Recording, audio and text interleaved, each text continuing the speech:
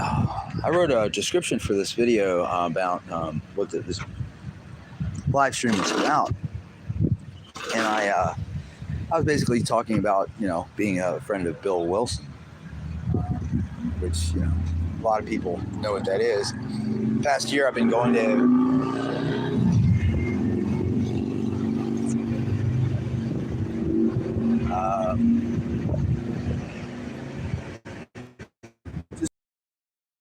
staying off the beer, and here and there, once in a while, talking to Wilbur, which is a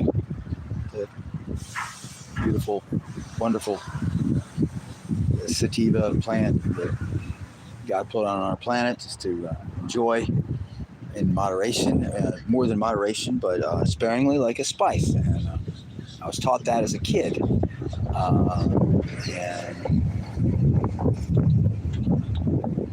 I don't feel. There's a difference between something that causes kidney damage, brain damage, nervous system damage, car crashes, anger management issues, things like that. It doesn't do that. Anyway, I'm really tired. You could say that I have not slept in 2 years, but I wouldn't say that, really. I would say 3 to 4 hours of a non-restorative sleep for 2 years. Bad nutrition, inability to brush teeth,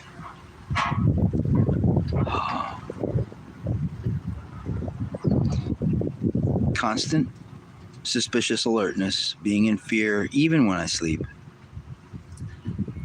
And today they passed the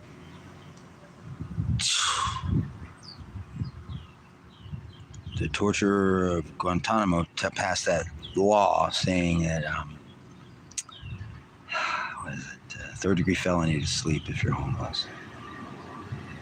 If somebody is not homeless and they fall asleep, say, in a coffee shop, or they fall asleep on the bus, right? It's only if you're homeless, right? So that's going to really destroy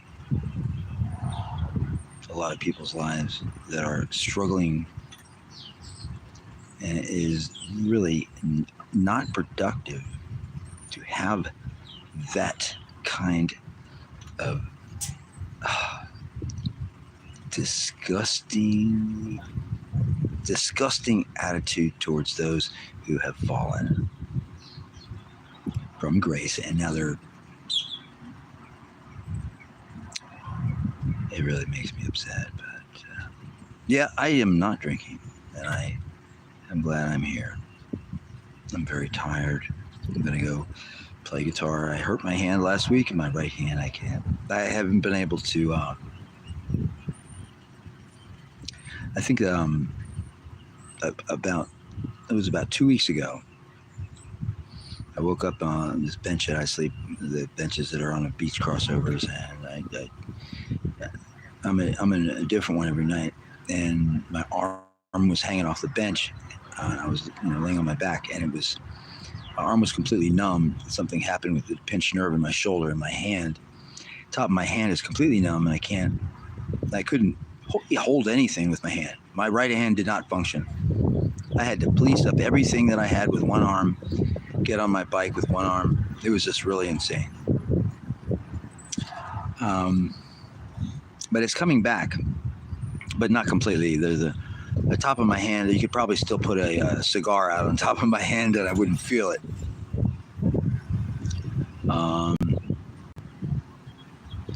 That I've worked on for 20, 30 years, that I've right hand picking techniques and muting styles, and picking and strumming certain styles, R&B, funk. They're so hard to do. And the two-hand tapping, really hard to do. I can maybe do 1-2 measures. I can't move up and down the neck. And I mean, my left hand has gotten very dexterous at my positions and all this stuff, and knowing the muscle memories. That I'm very, I've made progress in my playing, but you wouldn't know that on here because, number one, my technology to record my music is absolutely terrible. You cannot appreciate anything I do, and the recordings I make with this new phone, the recordings are absolutely atrocious. So I don't post very much unless the recording can possibly be audible in a sense that you can understand it. Do you understand what I'm saying? Or is the recording on my voice that bad? It really, I mean, since I lost my ability to make videos last year when my backpack got stolen, I have been completely disrupted and been hindered completely, canceled basically, to regretfully share my disgustingly lame music on this website, which is the opinion of Google that my music is lame. And that is only by their actions and their lack of support and willingness to be upfront about the monetary system that I should be participating in, which they refuse to let me, but they do want to suck my wallet dry. You know, on your 17 years, them having ads on some of my music, and then having the audacity to turn around and ask me for money for storage space on Gmail. God. Anyway, I've said my piece. I'm going to go and play. I don't have it. That was Denise. You are amazing. Please never. Hey, how you doing? Hey, thank you. I didn't know you were there. I don't sleep either. Oh, I'm sorry. Totally BWI. All right. Hey, Denise, you take care. Yeah. All right. I'm glad. I'm so sorry. I didn't know you were there. I had the phone very close to my face. So thank you, Denise. Appreciate you very much. All right. Anyway, I'm going to go in. But here we are. Now my sponsor, I'm on the 12 steps that are, there's some people in this community of this unprofessional organization that are they're like, they don't have anything else in their life. The only thing they have in their life is this thing that they go 3 meetings a day sometimes. And it's interesting because when they share, they say the same thing. They say the same 5, 6, 7 paragraph thing. I mean, I'm talking about somebody who would say the same thing and not look at it fresh. Like, this is, and I never, ever, ever share the same bullet points.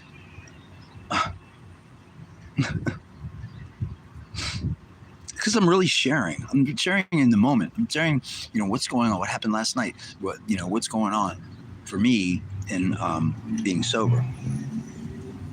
And I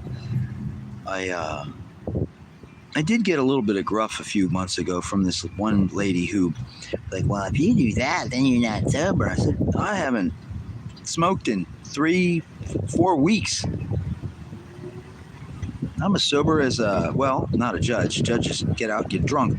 I'm as sober as somebody who needs to be sober.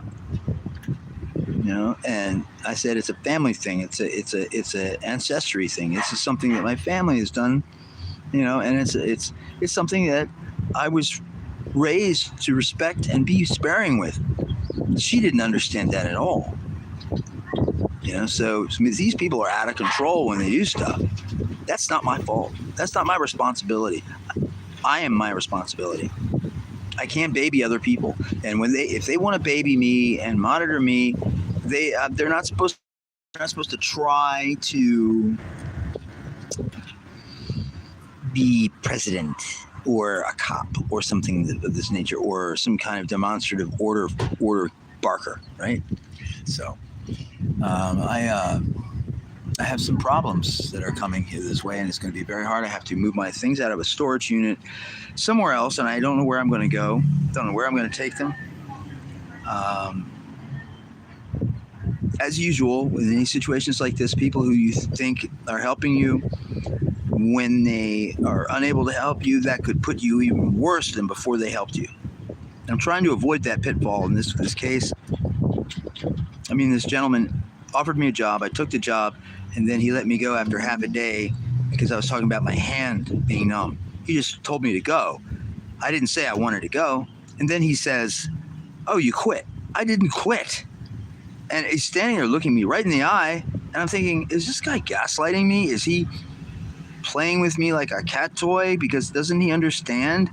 He thinks that I want to just stop working and just play music. That's not what I said. I've always had a damn job. A job. I don't know if he knows who he's looking at. Like, I am a musician, but I have to have a job. I know that. He doesn't have to act like I don't know that. It's really insulting. I've worked in the restaurant that's in the same strip mall where the AA room is, and I worked there about 5 months, and I just miss working. I want to find out if I still have a job. So they said that I'm on suspension for leaving a pair of dirty socks in the room because I changed my socks in a room I was deep cleaning. It's an 18-room resort that's in South Cocoa Beach. The room was not going to be up to be rented, but I was giving it a deep clean. In other words, I was cleaning specific parts of the unit, of the suite, that needed special attention to cleanliness and spotlessness. Windows, shades, what else was it? A few other things. And anyway, I changed my socks, okay? They don't know I'm homeless. My employer did not know I was homeless. At least I don't think they did. And the assistant manager found him and then called the manager, and then she texted me and told me that the manager I was suspended without further notice. And I'm like, okay, so I can't. It's been a month. I don't know. I'm just talking, So, I mean, it's a really great work atmosphere. It's not like working in a hotel where you have 30 minutes to do a room. I mean, they want you to be thorough, and if being thorough means taking more time, then so be it. There's 18 rooms. They have 5 or 6 people that clean the rooms. And I did very well. Any room that I mean, you could eat maple nut ice cream off the toilets I cleaned. I mean, I'm really good at cleaning those toilets, and I always make sure the wings are clean, and I mean the basin on the outside, the underside, and the lever, the top, the back behind the seat where the tank is.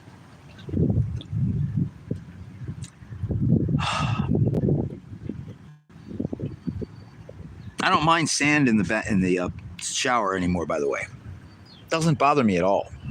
I can handle that. Because there's other things in the world that are far more pain in the butt.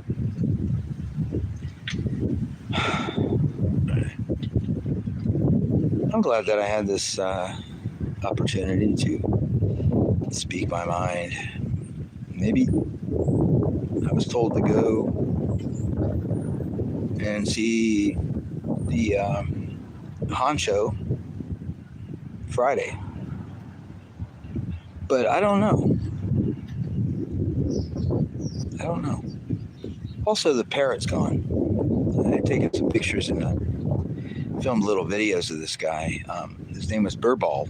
He was 11 years old. was an African gray parrot. And he was in a cage outside the office, the rental office, and he was incredibly smart. He would sing notes, and I would play Chopin and Mozart and stuff for him, and he would swing his head, and then the last few times I saw him, he would look at me and blink slowly, meaning like he was relaxing, and he was starting to get to know me. He would hear my bike bell when I come in the complex, and he starts singing, and he'd say hi. He said like 300 things. Anyway, I'm getting bored. I'm going to go play music, and I might live stream, I might not. I don't want to make any demands.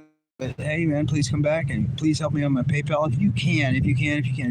Look, I'm not asking you to take eggs out of your refrigerator and give them to me. I'm not asking you to send me the Black Eagle Gold or a Federal Reserve note. But ones and zeros through PayPal will help me so that I can change the. I gotta put new parts on my bike. It's an 11-year-old bike. It's a Diamondback, gear lines, brake lines. It's got discs, brakes, and they squeak. And the headset where the handlebars go in the frame is very loose. I have Allen wrenches. All I have is front brakes. Can't change all the gears. It jumps gears, all that stuff, and I just need roughly got to get about $80 together to get that repaired because that's something I'm unable to do. I mean, I can change a tire, tube and tire. I know how to do that. I've done it 4 times on this bike already. As a bike courier, you got to do that. If you're a guitar player, you got to change your own string. Well, if you're going to ride a bike, you should be able to change your own tire. But brake lines and gear lines, that's hard. Not really hard. It's a component system, but I need to get the parts at least. I need to replace a pedal too, which broke. So I don't use a kickstand as a bike courier. I'll always be a bike courier. I don't use a kickstand. There's no use for it. And they always break, and they always go inside your spokes. Yeah, break your back wheel. No, I don't use a kickstand. But anyway, I'm tired. I'm going to go play. Tonight I will be sitting under the stars, and I pray to God that there is not a flashlight in the words, "Hey you."